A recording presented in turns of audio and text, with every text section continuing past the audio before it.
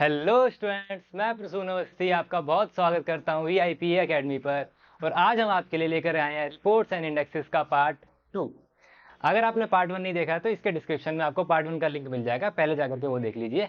ठीक है, चलिए करते हैं पार्ट 2 स्टार्ट। तो आपको पता होगा पार्ट 1 में हम इस सेशन में कर ये रहे हैं कि रिपोर्ट्स एंड इंडेक्सेस जो भी इंटरनेशनली या नेशनली इंपॉर्टेंट रिपोर्ट्स होती हैं, पेपर के एग्जाम पॉइंट ऑफ व्यू से इंपॉर्टेंट होती हैं, जो ज़्यादातर आपके क्वेश्चन आते हैं कि ये रिपोर्ट कौन पब्लिश करता है, वो हम कुछ लेकर के आए हैं आपके लिए। ठीक है, और हम एक पार्ट में कर चुके थे यूएन से रिलेटेड जितनी भी रिपोर्ट्स होती हैं, यूएन मतलब यूनाइटेड नेशन से रिलेटेड। ठीक है, आज हम उससे थोड़ा आगे बढ़ते हैं और आगे बढ़ करके करते हैं डोमेस्टिकली रिपोर्ट। ठीक है, आज हमको करना है कहाँ से स्टार्ट है, डोमेस्टिक रिपोर्ट से।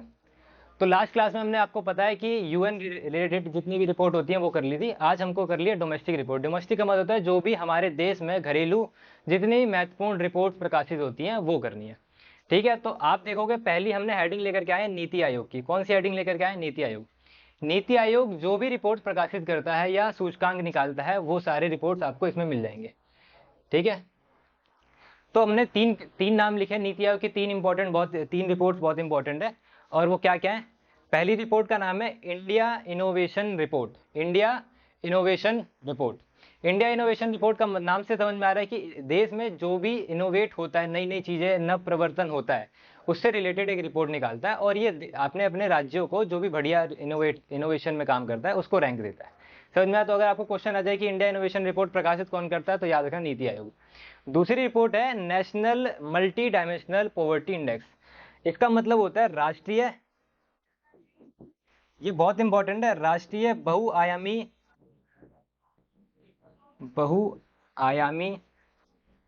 निर्धनता सूचकांक। बहुत इंपॉर्टेंट है, अगर आपको याद हो तो ये ग्लोबल लेवल पे भी निकलता है।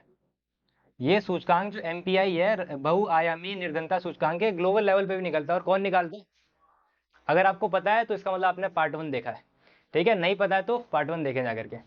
तो बहुआयामी निर्धनता सूचकांक या MPI multi dimensional poverty index UNDP United National Development Programme की एक रिपोर्ट होती है, एसडीआर ह्यूमन डेवलपमेंट रिपोर्ट, मानव विकास रिपोर्ट।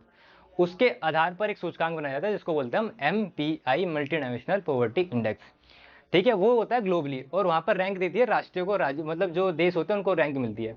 ये जो है ना, ये हमारे देश का है, हमारे देश का एमपीआई है, बहुआयामी निर्धनता सूचकांक है। और ये कौन निकालता है, नीति आयोग निकालता है। ठीक है, समझ में आया? सेम प्रोसीजर है, 3 बेसिस होते हैं, एजुकेशन और स्टैंडर्ड ऑफ लिविंग और हेल्थ। ये 3 बेसिस पर ये इंडेक्स निकाला जाता है, बनाया जाता है, प्रिपेयर किया जाता है। और तीसरी रिपोर्ट हैगी नीति आयोग से रिलेटेड, वो है export preparedness index. Export preparedness index का मतलब है कौन सा राज्य एक्सपोर्ट निर्यात में ज़्यादा प्रिपेयर है, ज़्यादा निर्यात करता है। तो और ये याद रखना, नीति आयोग अकेला नहीं निकालता, नीति आयोग एक संस्था और साथ में institute of competitiveness institute of competitiveness के साथ मिलकर के रिपोर्ट बनाई जाती है, ये ध्यान रखना है। ठीक है, बाकी आपको नीति आयोग के बारे में थोड़ी सी इन्फॉर्मेशन पता होगी। नीति आयोग की स्थापना योजना आयोग की जगह पर हुई थी। 1 जनवरी 2015 को नीति आयोग की स्थापना हुई थी। इसके अध्यक्ष कौन होते हैं, पीएम होते हैं। 2-3 बातें ध्यान रखनी है। 1 जनवरी 2015 को स्थापना, अध्यक्ष कौन होता है, पीएम साहब होते हैं, जो भी उस समय करंट पीएम होते हैं। ठीक है, योजना आयोग की जगह लेकर गया था। योजना आयोग को कब समाप्त किया गया था, 2014 में। याद कैसे रहेगा, बीजेपी की सरकार आई थी 2014 में, इसलिए याद रहेगा योजना आयोग 2014 में आया था। ठीक है, चलिए आगे। तो आगे हमारी रिपोर्ट है नीति आयोग के बाद में, जो कि आरबीआई से रिलेटेड। कौन है, reserve bank of India, RBI. अच्छा, एक बढ़िया सी न्यूज़ आई है आजकल में, आपने सुनी होगी, इंडिया का नाम बदल के भारत कर रहे हैं हर जगह, न्यूज़ एनसीईआरटी की बुकों में। तो अगर भारत कर देंगे तो इसकी फुल फॉर्म क्या होगी आरबीआई की, रिजर्व बैंक ऑफ भारत, को लगता है? चलिए कमेंट करके बताना। तो reserve bank of India, RBI 3 report निकालता है। और याद क्या रखोगे, समझ में वैसे समझ में आ जाएगा सीधा सीधा, कि फाइनेंस से रिलेटेड, पैसे से संबंधित, वित्त से संबंधित जितने भी रिपोर्ट होंगी वो आरबीआई निकालेगा। तो 3 रिपोर्ट लिखिए सीधी सीधी सी।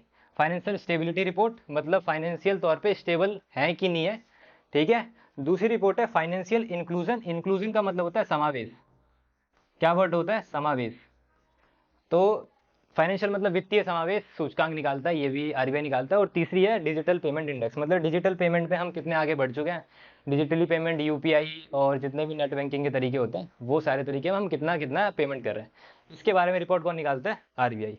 ठीक है, चलिए आगे। इसके अगली रिपोर्ट आपको मिलेगी फटाफट से, नेशनल क्राइम रिकॉर्ड ब्यूरो। तो नाम से क्या समझ में आ रहा है, राष्ट्रीय अपराध रिकॉर्ड ब्यूरो, यही है, हिंदी में यही होगा, राष्ट्रीय अपराध रिकॉर्ड ब्यूरो। तो अपराध से संबंधित क्राइम ब्यूरो है ना, क्राइम ब्यूरो क्या रिपोर्ट निकालेगा, क्राइम रिकॉर्ड ब्यूरो है तो क्या रिपोर्ट निकालेगा, क्राइम से संबंधित। तो 3 रिपोर्ट बनाता है, कौन कौन सी बनाता है, पहली क्या लिखी है, क्राइम इन इंडिया रिपोर्ट, देश में भारत में कितना क्राइम है उसके बारे में रिपोर्ट। दूसरी है accidental death and suicide report, accident से कितनी डेथ होती है, सुसाइड कितने होते हैं उसके बारे में रिपोर्ट निकालते हैं। क्राइम इन इंडिया के बारे में एक बात सुन लीजिए, अगर इसमें जो रिपोर्ट आई थी रिसेंटली 2023 की या 2022 की जो रिपोर्ट है, उसमें ये कहा गया है कि ओवरऑल क्राइम तो कम हुआ है भारत में, लेकिन महिलाओं के प्रति और SC/ST के प्रति क्राइम थोड़ा बढ़ाएगा। ठीक है, डेटा बताता है। और तीसरी रिपोर्ट है प्रिजन स्टैटिस्टिक्स इंडिया रिपोर्ट, मतलब देश में जितने भी कैदी हैं, जेलों में जो कैदी रह रहे हैं, उनसे संबंधित रिपोर्ट कौन निकालता है, NCRB, national crime record bureau. इसमें याद रखने वाली बात यह है कि नेशनल क्राइम रिकॉर्ड ब्यूरो है ना, ये गृह मंत्रालय के अंतर्गत आता है, Ministry of home affairs, MHA के अंतर्गत आता है, गृह मंत्रालय। तो अगर पूछ लिया जाए किसके अंतर्गत आता है तो गृह मंत्रालय के अंतर्गत आता है, ये बात ध्यान रखनी है। ठीक है, चलिए आगे देखो आगे क्या है।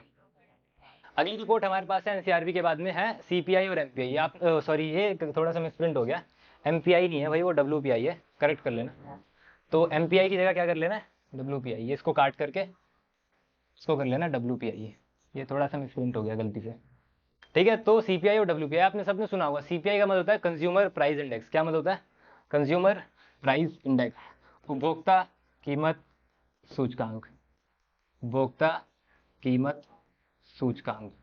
और WPI का मतलब क्या होता है, सबने सुना होगा, होलसेल प्राइस इंडेक्स। क्या होता है, होलसेल प्राइस इंडेक्स। डिफरेंस ये होता है कि जो दोनों ही बताते हैं प्राइस इंडेक्स, मतलब कीमत में कितना चेंज हो रहा है, कीमत कितनी बढ़ रही है बताते हैं। और याद ये रखना है कि कंज्यूमर प्राइस इंडेक्स जो निकलता है वो रिटेल प्राइस, मतलब फुटकर कीमतों पर निकलता है कि फुटकर कीमतों में कितना चेंज हो रहा है।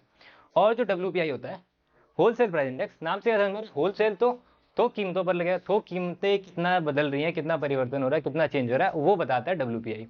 याद ये इसमें रखने वाली बात एक और है कि निकालता कौन है, तो भारत में एक मंत्रालय है जिसका शॉर्ट फॉर्म में मॉस्पी पढ़ते हैं। क्या पढ़ते हैं, मॉस्पी, MOSPI।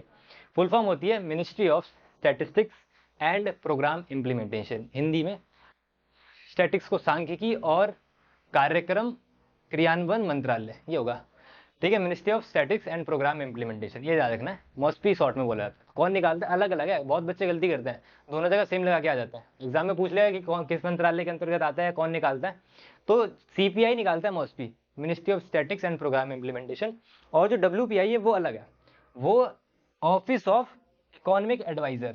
और इकोनॉमिक एडवाइजर का ऑफिस किस मंत्रालय के अंतर्गत है, तो ये भी याद रखना है, Ministry of commerce and industry.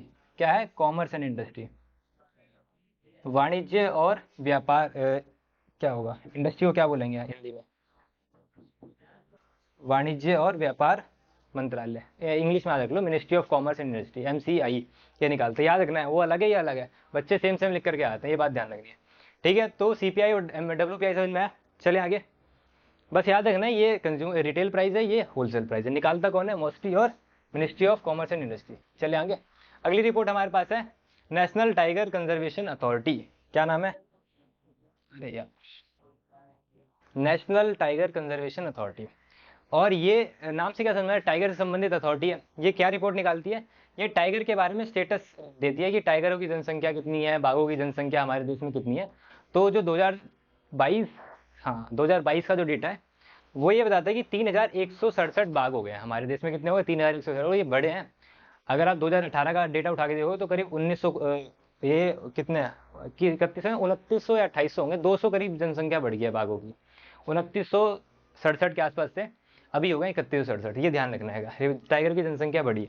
और याद रखने वाली बात इसमें क्या है, याद रखने वाली बात यह है कि NTCA, national tiger conservation authority जो है, ये आती है, इसकी स्थापना कब हुई थी, तो इसकी स्थापना हुई थी वाइल्ड लाइफ प्रोटेक्शन एक्ट, आपने पढ़ सुना होगा, कौन सा act, wild life protection act, protection act कब का, ये 1972 का। इसमें संशोधन हुआ था, चेंज हुआ था, संशोधन समझते हो, कब हुआ था, 2005 में। और इस संशोधन के जरिए, इस संशोधन के माध्यम से इसकी स्थापना हुई थी, NTCA की। बात समझना है क्या। और अगर डेटा याद रखना है और चीजें, तो याद रखना है कि सबसे ज्यादा जनसंख्या टाइगरों की MP में है, MP में सबसे ज्यादा है, ये ध्यान रखना, पहले नंबर पे MP आता है। और आगे 2-3 याद रखनी है, तो एमपी के अलावा आपको मिलेगा कर्नाटक, केएन मतलब कर्नाटक, और उसके बाद यूके, यूके मतलब उत्तराखंड, यूके। ठीक है, तो एमपी से जो भी रिलेट करता है वो इस बात पे खुश हो जाए कि भाई हमारे राज्य में सबसे ज़्यादा टाइगर रहते हैं। ठीक है, तो जो भी एमपी से रहता है कृपया करके एक थम्स अप कर दें कि हमारे सबसे टाइगर ज़्यादा है। बहुत बढ़िया। तो एनटीसीए की स्थापना कब हुई थी? वाइल्ड लाइफ प्रोटेक्शन एक्ट 1972 के अंतर्गत संशोधन किया गया 2005 में, तब स्थापना हुई थी। और इन्होंने रिसेंटली एक डेटा दिया है कि 3167 टाइगर की जनसंख्या हुई है। समझ में आया क्या है?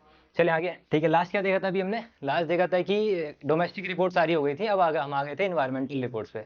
इन्वायरमेंटल रिपोर्ट्स इसलिए जरूरी है क्योंकि आपके कॉम्पिटिटिव एग्जाम में, ज़्यादातर कॉम्पिटिटिव एग्जाम में इन्वायरमेंट से क्वेश्चन जरूर पूछे जाते हैं, इसीलिए इन्वायरमेंट की रिपोर्ट जरूर देखनी है। तो पहली रिपोर्ट हम लेकर के आए हैं इन्वायरमेंट में यूएनईपी की। किसकी लेके आए? यूएनईपी। यूएनईपी का मतलब होता है यूनाइटेड नेशन एनवायरमेंटल प्रोग्राम। कौन सा प्रोग्राम? इन्वायरमेंटल, पर्यावरण कार्यक्रम। ध्यान रखना है, पर्यावरण कार्यक्रम। डीपी मत लिख देना, डेवलपमेंट प्रोग्राम करके आ जाओ, कोई विकास कार्यक्रम नहीं है, पर्यावरण कार्यक्रम। और 2 रिपोर्ट निकालते हैं यूएनईपी। कौन कौन सी लिखी है? अडेप्टेशन गैप रिपोर्ट और दूसरी है emission gap report. Adaptation gap report का मतलब है, नाम से क्या समझ में आ रहा है कि जो भी हम लक्ष्य बनाते हैं उसको हम अडेप्ट नहीं कर पाते सही से, तो उसमें गैप रह जाता है। ये एक रिपोर्ट ये बताती है कि हमने जो भी लक्ष्य बनाए, जिस भी देश ने जो भी लक्ष्य बनाए, वो सही से अडेप्ट नहीं कर पाए हैं। और दूसरी रिपोर्ट का नाम है इमिशन गैप रिपोर्ट। इमिशन का मतलब है जो ग्रीन हाउस गैसेज होती है, हरित प्रभाव उत्पन्न करने वाली जो गैसेज होती हैं, उन गैसों का उत्सर्जन कौन सा देश सबसे ज्यादा करता है। तो 3 नाम दिए गए हैं। चाइना सबसे पहले नंबर पे है, फिर उसके बाद यूएसए, अमेरिका, और तीसरे नंबर पे इंडिया। तो इंडिया कहीं पर तो है भाई, टॉप में हैगा, जनसंख्या में तो है ही, और यहाँ पर भी हो रहा गया टॉप में। ठीक है, चलिए आगे। तो इसकी अगली रिपोर्ट है हमारे पास यूएनईपी के बाद में आपको मिलेगी WEF, येल और कोलंबिया यूनिवर्सिटी, 3 संस्थाएं मिल करके एक रिपोर्ट बनाती है। और इस रिपोर्ट का नाम है इन्वायरमेंटल परफॉर्मेंस इंडेक्स। क्या नाम है? Environmental performance index.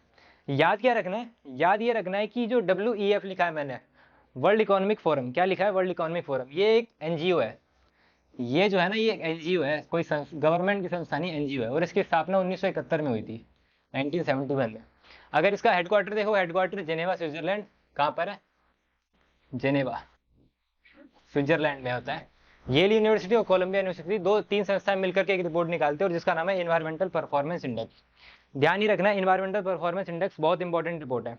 लास्ट जो 2023 की रिपोर्ट आई, इसमें इंडिया की रैंक 8th दी गई है। क्या रैंक है? 8th। इंडिया 8th नंबर पे है। चलिए आगे। इसकी अगली रिपोर्ट आपको मिलेगी WF, येल, और इसके बाद World Meteorological Organization. World Meteorological Organization का मतलब होता है वैश्विक मौसम विज्ञान संगठन। क्या है? वैश्विक मौसम विज्ञान संगठन। और एक रिपोर्ट निकालता बहुत बढ़िया सी, जिसका नाम है state of global climate report. Global, वैश्विक स्तर पर क्लाइमेट रिपोर्ट के बारे में जो रिपोर्ट आती है, और रिसेंटली रिपोर्ट 2022 की है, जो कि निकालता कौन है? WMO, World Meteorological Organization. इसका भी अगर आप हेडक्वार्टर देखो तो जेनेवा में मिलेगा। कहाँ पर मिलेगा? जेनेवा में। इसमें याद ही रखना है कि रिपोर्ट कौन प्रकाशित करता है।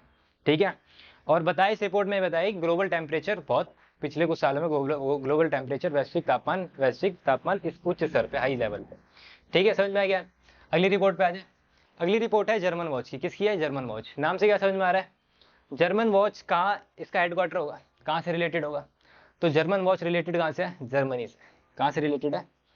जर्मन है तो जर्मनी से रिलेटेड है। और 2 रिपोर्ट निकालता है, global climate risk index 2023, global climate risk index 2023 की रिपोर्ट है एक। और दूसरी रिपोर्ट का नाम है क्लाइमेट चेंज परफॉर्मेंस। क्या नाम है? Climate change performance index. Climate change performance index. और ये अकेला नहीं निकालता, ये जर्मन वॉच 2 संस्थाओं के साथ मिलकर निकालता है, new climate institution and climate action network. 2 संस्था और साथ में मिलती है, फिर निकालते हैं रिपोर्ट। ठीक है, अकेले नहीं निकालता। याद ये रखना है, इसमें आप सुनोगे या डेटा जो आया है उसमें टॉप 3 में कोई देश नहीं है। अगर टॉप 3 देखोगे ना, इतना बढ़िया किसी ने नहीं करा कि टॉप 3 में कोई आए। 4th नंबर पे अगर आप देखोगे तो 4th नंबर पे आपको देश मिलेगा जिसका नाम है डेनमार्क। क्या नाम है? डेनमार्क। टॉप 3 में कोई नहीं, ये बात ध्यान रख लेनी है बस। और 3 संस्थाएं मिलती है, German watch, new climate institute and climate action network. ठीक है, ये लास्ट थी। तो ये हमने कुछ एनवायरनमेंट से रिलेटेड रिपोर्ट्स करी हैं, डोमेस्टिकली करी हैं, और पार्ट 1 में हमने UN रिलेटेड टॉपिक्स कर लिए थे, तो रिपोर्ट कर ली थी। तो जिसको अगर ये वीडियो पसंद आई है तो कृपया करके लाइक करें, नए बच्चे हैं तो चैनल को सब्सक्राइब करें, पुराने हैं तो चैनल वीडियो को शेयर जरूर करें। Thank you so much.